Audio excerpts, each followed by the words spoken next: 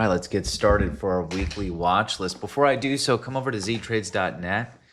Check out our terms and conditions page. If you do not agree to our disclaimer, don't watch the video and do not join the free Discord as well as the newsletter below. If you do agree to it, feel free to watch it and we'll keep watching and keep watching this video. Let's jump right into it. I'm getting distracted at how attractive Hims earnings are down here. I mean, it's just beautiful with this big drop with the weight loss drug drama.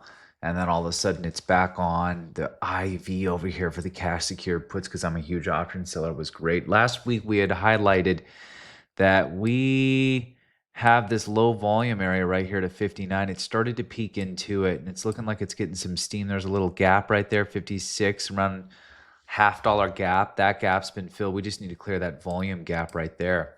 We'll see if that happens this week. But Hims has been a fantastic play on the sell side so far with that high IV down here. I should have been picking up shares. Let's keep moving here. Before I jump into some more equities, keep in mind last week was crazy. You know, we had the initial relief rally triggered by a judge's decision to block President Trump's proposed tariffs, which was short-lived. That's not gonna stick, in my opinion. And people kind of caught on to that. By the time it was open, we had dumped. Monday, which is tomorrow, June 2nd, release of the let's go ahead and bring this over here. Release of the ISM manufacturing, PMI, and construction spending data. So, which is offering insights into the manufacturing sector's health and construction activity levels. So guys, if you all want this, you can get the newsletter if you can't watch these videos. It's 100% free. There's no strings attached. It doesn't cost anything. We don't need anything from you. Again, you can sign up below. Wednesday, we got the ADP non-farm.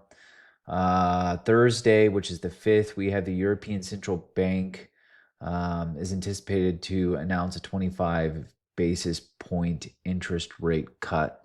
They're ahead of us. I think they were ahead hiking as well as cutting. Friday, the 6th, the U.S. non-farm payroll report and unemployment rate will be released. So we'll be taking a look at that. Those of you that are a part of the newsletter, take a look at this OTC I'm going to be sending out tomorrow. Very interesting. So large cap, we're starting off with SPY. I'm mirroring the newsletter here. Look what we have on SPY here. Let me go ahead and move my mug down. We have the target where this is a lower volume area to 601. Somewhat of a cup and handle. I really thought that we were going to fill this gap. I really did last time, and we didn't. Thank goodness I'm not swinging anything other than equity that I'm in, but I'm up so much on it. You know, I was buying equities when SPY was down here. It doesn't matter if we tank. You know, I highly doubt I'm ever going to be red on those. And if we are, then it's it'll present another buying opportunity. I can dollar cost average in. It's a win-win. We don't fill it, or we don't go lower, I win. We go lower, I will win in the end. Let's keep moving here. And again, guys, if something just atrocious happens, I mean, really, really bad news, and it's sticking and it's compounding, and Orange Man doesn't save it. I got to watch out about saying his name on here. We have that gap, 567. So that's the target if something atrocious happens. If we end up going bull, I believe we're going to hit 601. Let's take a look at Apple, which is heavily affected. Apple and Tesla are affected. We know why Apple is, but they're not talking about why Tesla is. With these tariffs, we've got a gap up here to 221. I doubt that's happened anytime soon, but Apple is moving. It is extremely volatile. We have a low volume gap fill area right here to 210, 209. I put 209. It's 209 and 210, right around that range. If we do go bull, I expect that to be filled. This gap has already been taken out and filled. Look at that inverted hammer. Where the heck was I on the daily? Friday, Thursday, Wednesday, Tuesday, Monday. Where the heck was I at on that? I should have been looking at the daily. Always look at the daily at the end of the day here. Is there any other gaps that need to be that? Now this wiped that gap out. Anyways, moving on. I'm just taking a look at that there.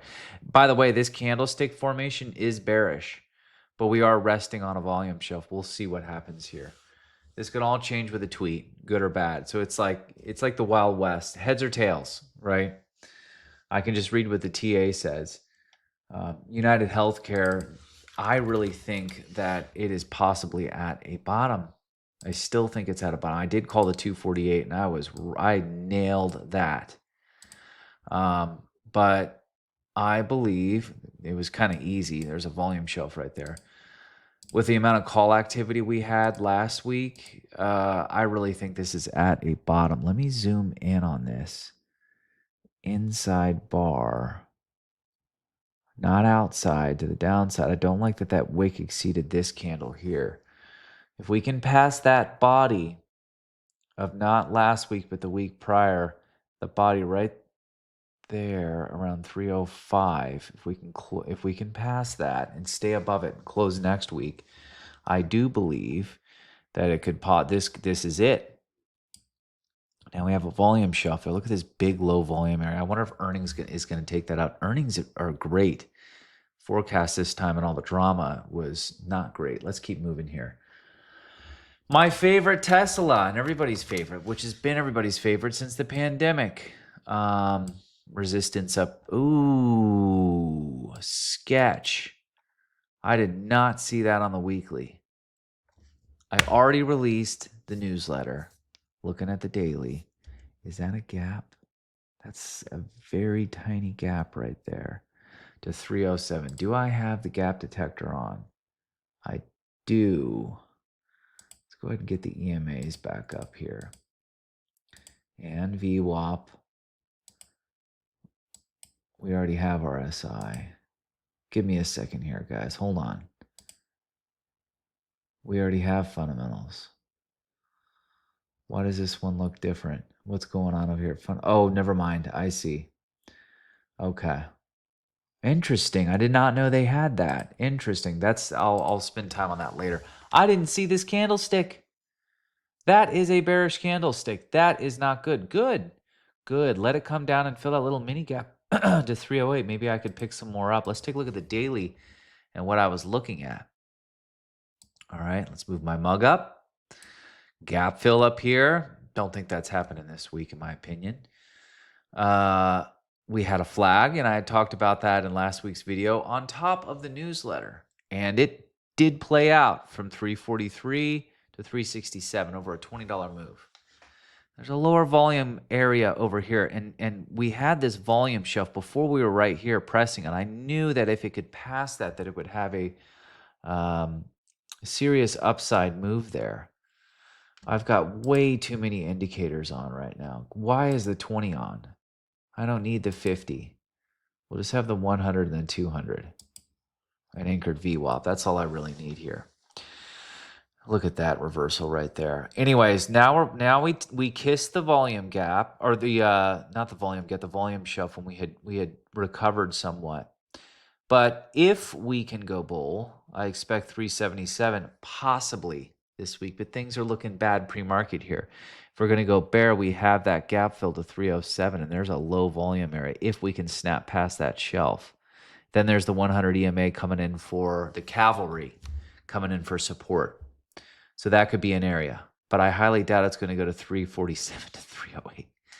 May take a little while, but that is a low volume area. It's just an area to keep my eyes on. I know where we would stop possibly if we continue to go bear for the next couple of weeks. And if we go bull, I know what my target is right here, and that would be the next target, which is this 401 gap. Keeping my eyes peeled.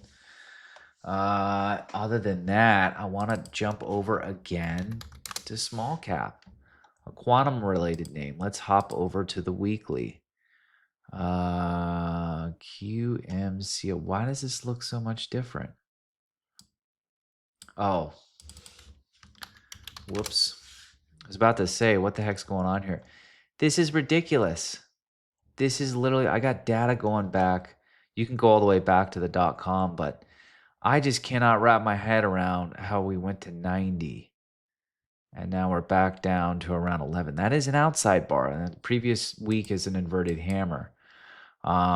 That is bearish right there. And then we have some support right around 1099. We're at 1187.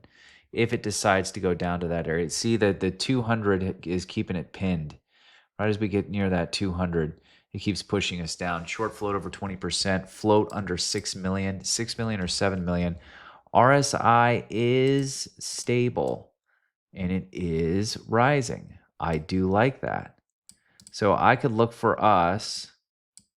Let me make this bigger. For the love of God, why can I not? Whatever. RSI could drop a little bit more. It looks like this could drop a little bit more. I may pick some up. Have that gap right there. That gap's already been filled though. I may pick some more up, and it may be a long-term hold for me. If we do have another quantum run again, we have a gap fill all the way to 33 if it can get there. Short term, I'd be looking for the 1750 gap. Then we have anchored VWAP right there. If you guys like this content, make sure to like and follow for more. Again, on next week, what are the tweets going to be? What is all the data coming out? Because we got a lot coming out. We know what the ECB. We know they're going to do the European Central Bank is going to do a 25% cut, but non-farm employment, ISM manufacturing, non-farm payrolls. Friday, I really want to see what that's going to be. There's some Tuesday economic stuff, but that's whatever.